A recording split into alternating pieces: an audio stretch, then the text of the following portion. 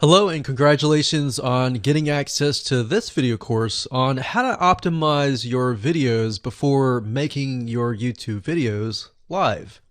So this is video number 1, which is the introduction to YouTube search engine optimization.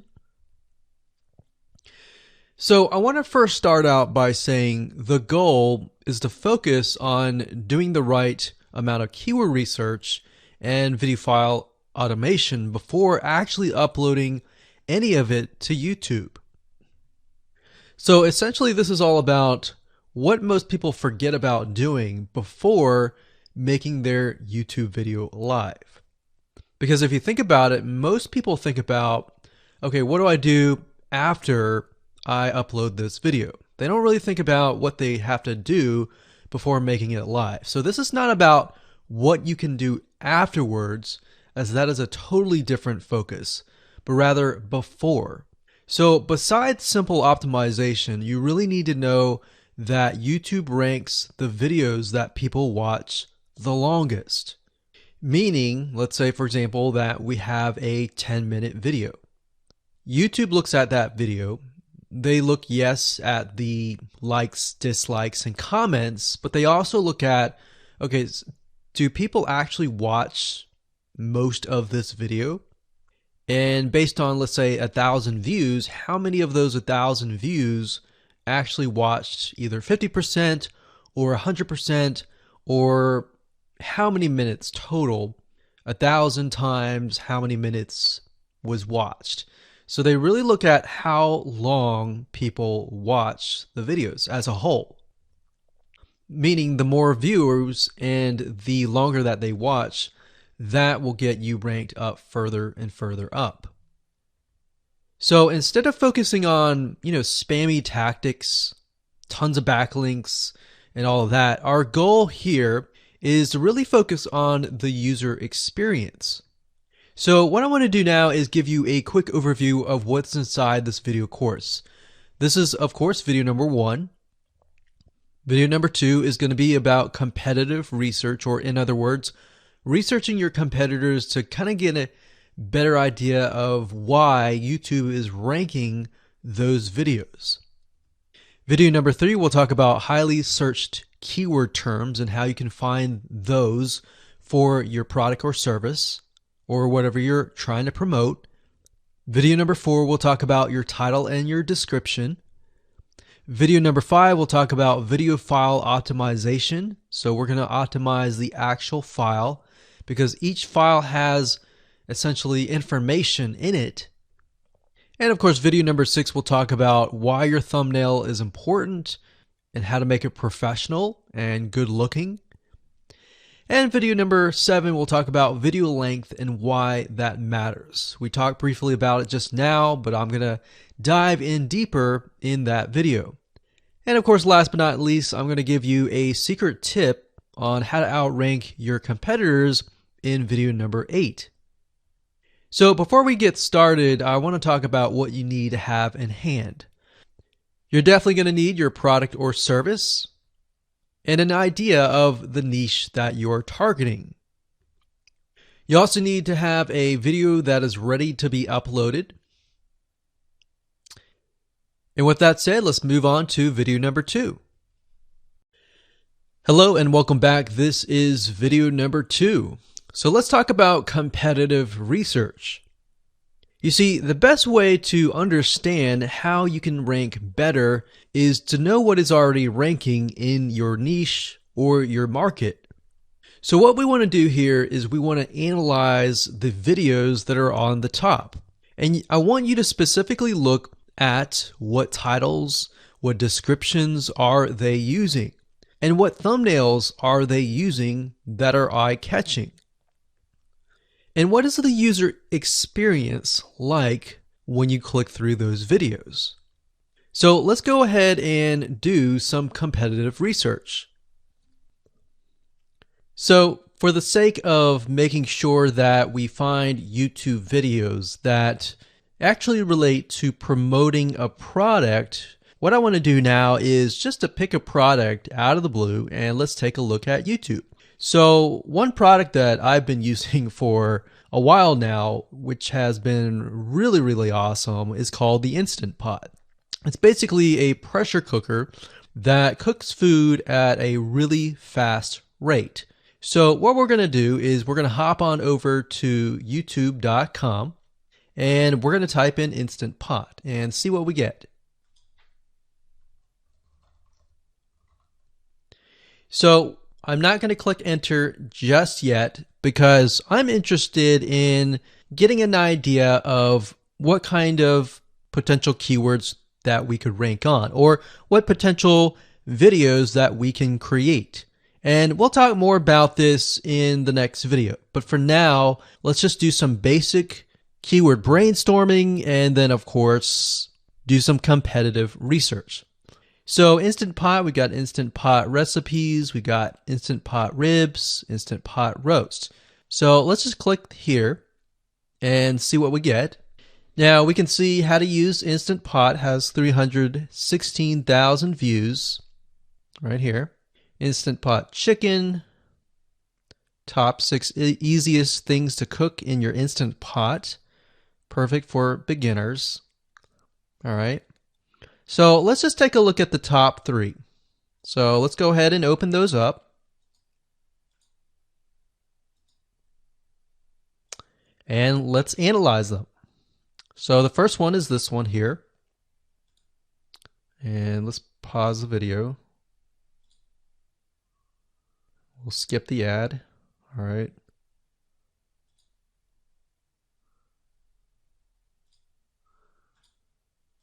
Okay, so how to use the Instant Pot 101 for beginners. So if we think about the type of audience that the Instant Pot attracts, it attracts somebody who has a busy life, who may be a beginner at cooking and just wants a quick and easy meal done fast. So we can see that. So one thing that I like to do is I like to copy the titles to Notepad. Just kind of get an idea of what we're dealing with. So that's the title. Looks like she's promoting an Amazon affiliate link. We can see that here, Amazon.to. We've got Instant Pot hacks, Instant Pot yogurt, and all that. So what she's doing, it's very funny, but she may not realize she's doing this, but what she's using is a method called siloing.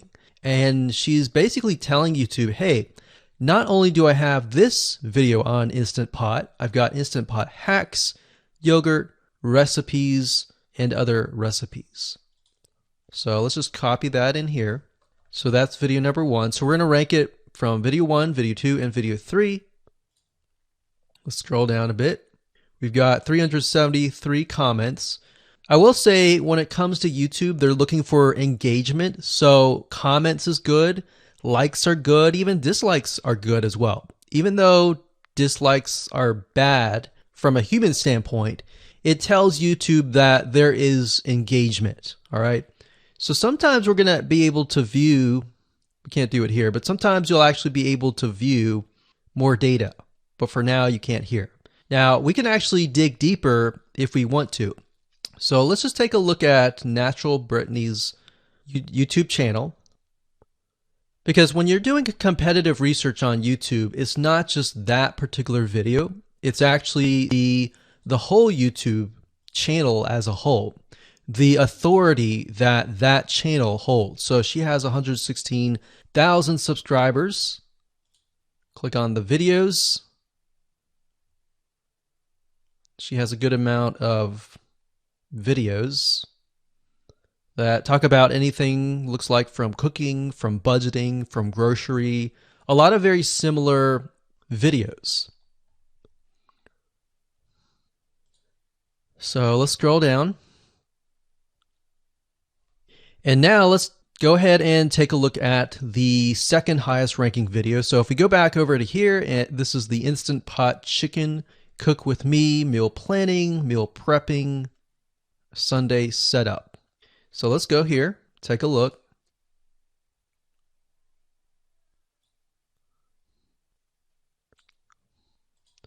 Okay, let's see here. So it's a 20-minute video, all right? And it has 658 likes, 5,000 views. If we take a look at this video here, this has 320,000 views and 7,000 likes. Now, notice how it says 13 minutes here, and notice how it says 20 minutes here. We'll go back to this later on. All right, so we'll talk more about why a certain amount of time of your video is important, why the timing is important. And why is it that this lady has only 5,000 views, whereas the other lady has 300,000, and this lady is ranked right below that lady? All right, so why is that important, and why does that correlate to the time? So we'll talk more about that later on. But for now, let's just do competitive research. We're not trying to figure things out right now, and go from there. So if we take a look at the description, it says cook with me as I try a new recipe with Instant Pot. So the description contains the keyword. Sunday setup. Looks like she's got some Amazon links. And if we think about Instant Pot, who could it be targeting? All right, so this lady calls out people who are trying to prep on Sunday. So if we can get an idea of who it's targeting mothers, it's targeting people who are busy, who maybe only have time on Sundays to set things up. And chicken is a common thing, so maybe she's getting a lot of clicks. We don't know exactly, but we know that the headline and the description work together and getting clicks. All right, back over here. This is the third one. So let's take a look at this one. So this one is 8 minutes, but it has a lot more views than those other two videos. But it's shorter. It's shorter, but it has longer amount of views, and it's third. It's got 11,000 likes and 633 dislikes. If we scroll down, we can see that it has more comments than the first one. So why is it that the first one is number one and this one is the third one and it has more views and more comments? Well, we don't know exactly why, but I have a hunch as to why that is, which we'll talk more about ranking and what Google and YouTube is looking for later down the road. So that's that. Let's just copy that title. And I'm going to go ahead and pause this video and we'll copy and paste that information to the notepad. Okay, so I went ahead and copy and paste the information. So this is video 1, this is video 2, and this is video 3 down below. So let me make this bigger. So we have this information. So as we're kind of analyzing the competitor, we want to save this for later, but can you kind of see a similarity here? So this is calling out the target audience. This is calling out the people who are busy, essentially. And top 6 ways, top X ways, top certain number ways is always a good title. So perfect for beginners. So if you can imagine, we already see that this title has beginners. This one's calling out perfect for beginners. And this one essentially is calling out people who are busy. So it's a target audience. So that's key. So having this in hand gives you a better idea on what potential titles and descriptions that you can have. Now, you can do some deeper dive competitive research using specific tools. And one specific tool is called SocialBlade. So that's socialblade.com, as you can see here. And I like to use this to kind of get a better idea of the YouTube channel as a whole. Because what you're trying to figure out is, did this person rank because their channel as a whole has a lot of traffic? Or did this person rank simply because of the titles and the description? So there's many factors that come involved, but let's take a look at Naturally Brittany. So let's go ahead and copy this. And you basically want to come here and type in the username of the YouTube channel. So we'll go ahead and click this here. Okay, so we can see here that this is Naturally Brittany, 116,000 subscribers. She's got 19 million video views. So that kind of gives us an idea of how easy it is to break through. Is it easy? Is it going to take a little bit work or what? So let's just go ahead and open her up, and let's do the same thing with the other videos.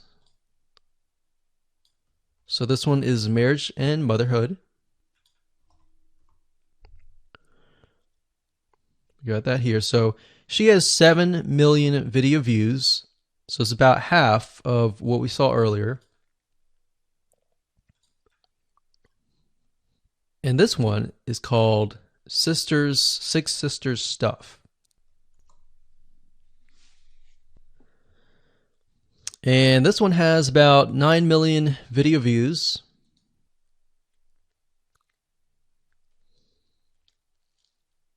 So right off the bat, we can see that if we were to rank on the keyword Instant Pot, it's going to take a lot to break through.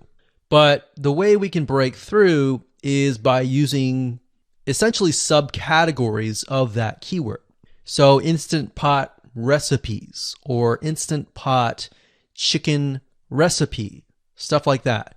So we can see that each one of these has about 100 to 200,000 subscribers.